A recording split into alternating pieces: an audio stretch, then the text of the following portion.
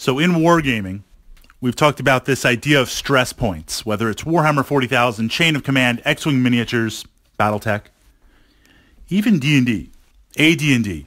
It's a role-playing game, but really it's a war game if we look at it. There's this idea that we have the rules as a simulation. It's trying to capture something. It's trying to figure out what you're allowed to do, and then through the dice or other mechanics, account for probability, fog of war, just the craziness of the battlefield. And at certain points in every rule set, things are going to slow down a little bit. Things are going to kind of come a little bit unhinged. And in examining a rule set, I've termed this stress points. These are things that you want to exploit. This is not cheating. This is not rules lawyering.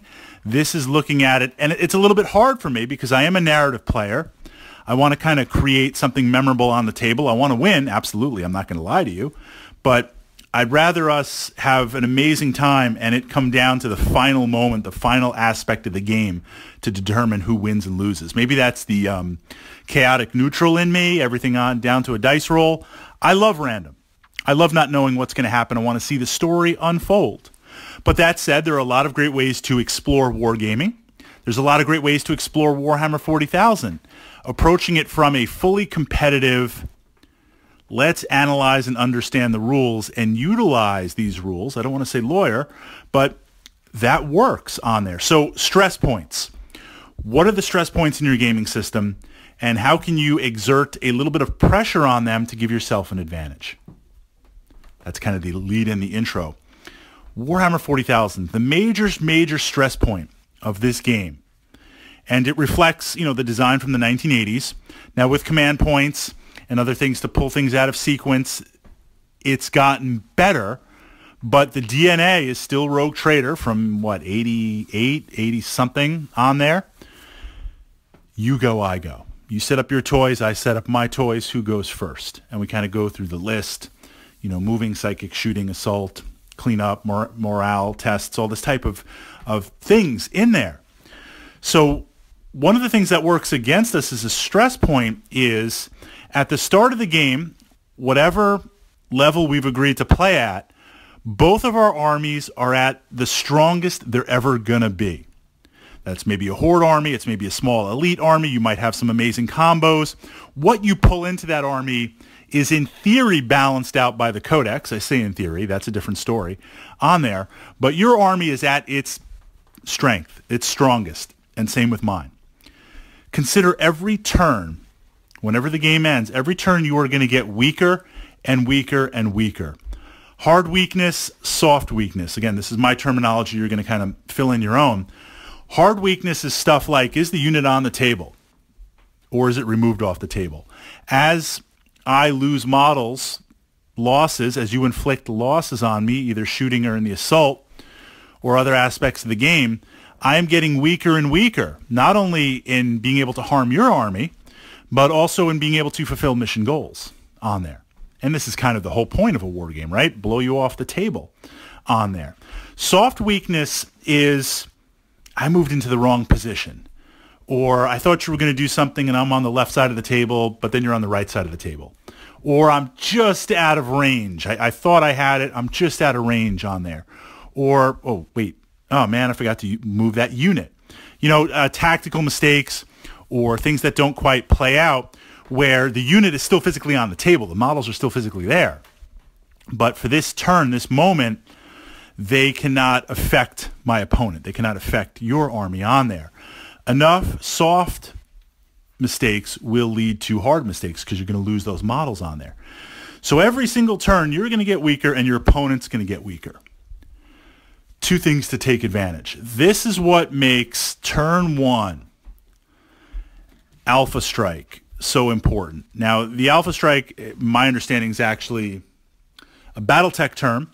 This idea in Battletech, we got to pull in Battletech somewhere. You have your mechs, and there's a variety of weapons on them.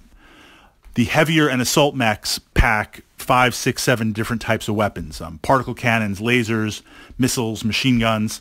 And you as a mech warrior controlling that mech, that giant battle robot, can decide.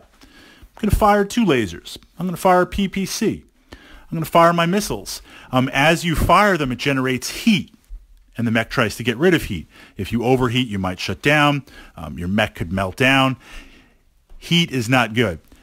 So what you try to do is manage your heat, where you say, like, okay, at long range, I'm going to fire these. Now we get closer, I'm going to fire this. You stagger your weapons. The Alpha Strike is where I take all the weapons on my mech. I flip the switch. I fire absolutely everything. It may shut down my mech. It may mean for the next turn or two, I'm firing nothing. But I'm going to shoot you with so much stuff, I'm going to cripple you. So it's risky. It is. It's a lot of fun. It's risky.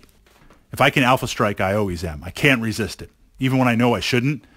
And it's totally transparent because you see my, like, you know, 2 Warhammers and a Battle Master walking up on you, and you're like, I know what Fritz is going to do. I have to do it. I just have to.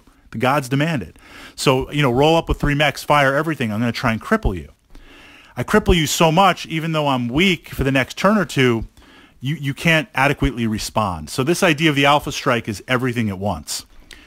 What we've seen at different points in Warhammer 40,000 through Games Workshop releasing units, FAQ, chapter approve, updating stuff, certain armies, certain units are so powerful in the rules, aka because they want to sell you all the models, you can just take a whole bunch of those and Alpha Strike into your opponent.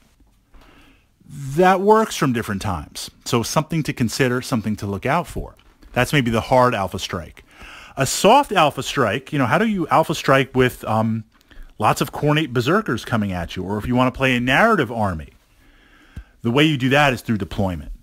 You need to, and I can't tell you exactly how to do this, but think about what's the mission, what are you playing against, what do you have as an army? What are the terrain features that are going to give you an advantage or your opponent an advantage in deployment? So if I'm playing an army where I'm playing an assault-based army, let's just say, playing Assault Marines. I love Assault Marines. If I could jump up behind some terrain and be hidden, block line of sight, that's massive. I'm going to jump in there, I'm going to wait, then I'm going to jump over and put you to the bolt, pistol, and chainsword. So you know I'm going to be going there. I have to. So through deployment, you need to make a decision. Can you get there first? Can you let me go there, but then you can work around the sides? So I'm going to be caught out in the open. Tactically, you have to see through deployment, turn 1, whether you're going first or second, where can you position it so you will be in the best position, dice position, attack position, assault position, whatever it's going to be, to inflict massive losses. You want to inflict the most losses turn 1, turn 2, hands down, because you have the most dice, you have the most units, but that is going to significantly put me behind, my army behind enough in terms of dice that I can generate. You know, every unit generates dice to do something. Got to hit, got to wound, got to do all that. It will cause a significant reduction in dice that I'm never really going to catch up because it's a you go, I go system. It's not we activate at the same time or we have different aspects on there. And again, I know there's aspects where you could spend points to kind of circumvent that, but it is still very much a you go, I go system. So that's why in a lot of my podcasts, you know, we want to ask this question, what's your plan as you get weaker and weaker and weaker? Okay, another stress point out there, and this is a kind of something to consider for certain units that are very powerful but not very expensive point-wise, especially mobility. Some games, look, I just get blasted off the table, and it's like, what the heck just happened? Reset, let's play again. But a lot of my 40K games we're both the pile of dead plastic and metal on the side is mighty indeed. Khorne is pleased. And I've got like a beat up rhino on the table. I've got a couple of Zerkers holding that hill. There's apparently some cultists that didn't run away on there. It's just a mess. I have very few units left, and we're coming towards the end of the game. At that point, something that is strong, something that can move fast, you know, a special character or something like that, at the end of the game suddenly becomes massively powerful. What we see here is it's almost the inverse, converse, whatever mathematical term, spacing on the moment. A powerful unit at the beginning of the game is not very powerful because there's a lot of stuff on the table that can counter it or generate enough dice to obliterate it off the table. That's not to say it's not going to take a lot of units with it, but it's going up against the most because our army is the strongest. At the end of the game, the opposite, now this powerful unit is uncontested. I mean, what's it going to go against? You've got, like, 3 Marines left in your tac squad. You've got a beat up chaplain. You've got a busted up tank on there. And I've got my warlord ready to just slay on there. So that's something else to possibly consider, where you take a somewhat powerful unit and at the end of the game it goes on cleanup crew, or towards the end of the game when there's not that much to contest it on the table. Of course, now this leads into the converse of that. Well, if I'm spending all the points on a really powerful unit, turn 1 I want to have it earning its points back by beating other units. Yes, absolutely. I'm not saying take the most powerful thing in your book, jack it up, have some units, a delivery system for it, and sit it on the back of your table. Don't have something that's like, 1/3 of your army resources not doing anything. No, it needs to absolutely turn 1. It needs to be out there earning, right? It's like sales. Always be closing no matter what you're doing. But at the same time, there might be some secondary tier stuff, big group of assault marines, some death company, right? Something in your book that's in there that's got some bite. And at the end of the game, if there's not much to oppose, it becomes a massive cleanup crew. And this is taking advantage of the stress point where you are playing a game where, in theory, both you and I, at the start of the game, our armies are equal. Our armies are fair in that we might have different units, we might have different codexes, armies, but in theory, I say in theory because Games Workshop doesn't balance the rules, in theory we're the same. Compare that to Chain of Command. I'm trying to give some comparisons and contrast. Chain of Command World War II is a historical game, and depending on the time period of where you're playing, so when I'm playing my Germans, if it's late war, I've got King Tigers, I've got Tigers, I've got tanks. I love tanks. Absolutely, I love tanks. I've got some pretty powerful tanks. But the resources, because it's a historical game, I've got like one of those tanks. And the Americans, the British have multiple Shermans on there. So yes, 1-to-1, but if they can surround me, I mean, this isn't quite Fury, where I can't hit anything. My Germans actually hit stuff.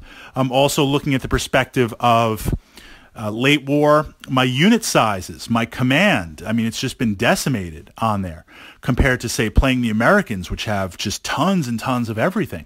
So what you find in historical war games, things are not balanced. Things are not balanced. When I was playing historicals with my Romans and, going out there to conquer Gaul and go through there, which always seemed kind of odd, I have massive amounts of numbers and logistics and everything, and it's like, this really isn't fair. Well, no, it's a historical game. We're playing from that. So that creates a different type of stress point. That creates a different type of understanding where if I try to hold my Tiger tank, which has an advantage, or my King Tiger, which has a massive advantage, I try to use that towards the end of the game, cleanup, that's not going to happen because I am so...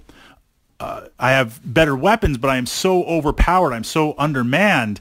I need to leverage that advantage beyond turn 1. I need to just absolutely through there. I won't say take unnecessary risks, but I almost have to risk those things on there. Well, what's an example of that risk? In Chain of Command, these heavy tanks can certainly move on roads. But as you move through open ground and over walls and through a lot of the hedge rows, it's a vastly different battlefield. 40K, you've got like 3 or 4 pieces of terrain, and that's it. Historical wargaming, it's 1-to-1. You've got the historical photos, you've got the Google Maps, you're recreating that in defending Fortress Europe and pushing back the Allied invasion. I've got a powerful tank. I need to get it up there. I'm not going to go on the roads because I know that the roads are going to be guarded, on this kind of gaming table. And we've got bazooka teams and we've got anti-tank teams just hidden, waiting to ambush me. So I've got to go through the hedgerows. But in doing that, also I want to gain some cover and some camouflage. I could get stuck. I've got to roll 2d6 to see how far I move. And if I get doubles, I'm stuck. And then next turn, I can see if I can unstick myself on there. This massive tank kind of going through there. And if I fail, then I'm immobilized for the whole game.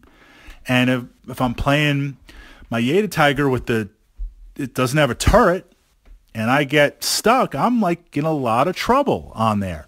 So what we see is sometimes in these historical games, you need to gamble. You need to take a risk up front on there. 40K, not so much. So stress points. Stress points for 40K. You go, I go.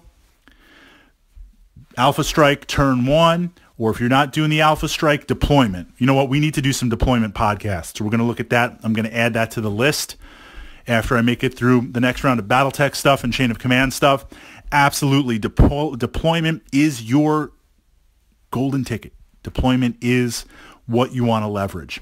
And then as you get weaker and your opponent get weaker, some sort of cleanup crew. And cleanup crew might actually, I had a massive group of cultists, Cornate cultists that I was just kind of waiting with, hanging out in the back on there, and just they're cheap enough, but in numbers towards the end of the game, the volume of dice and sheer bodies and dedication to Khorne suddenly makes them very, very fearsome on there. Up against a tack squad, they're going to get gunned down. You're not worried. But when you're down to 2 Marines and you're holding that poker chip on the table, suddenly I swarm you with cultists. You've got a major problem. You can have all the luck of the Emperor and the dice gods and roll like crazy. It's still only 4 dice you're rolling. And I'm rolling like a whole bucket full of dice on there. So thoughts, considerations, questions for you to ask and come up with your own answer in that next 40K game.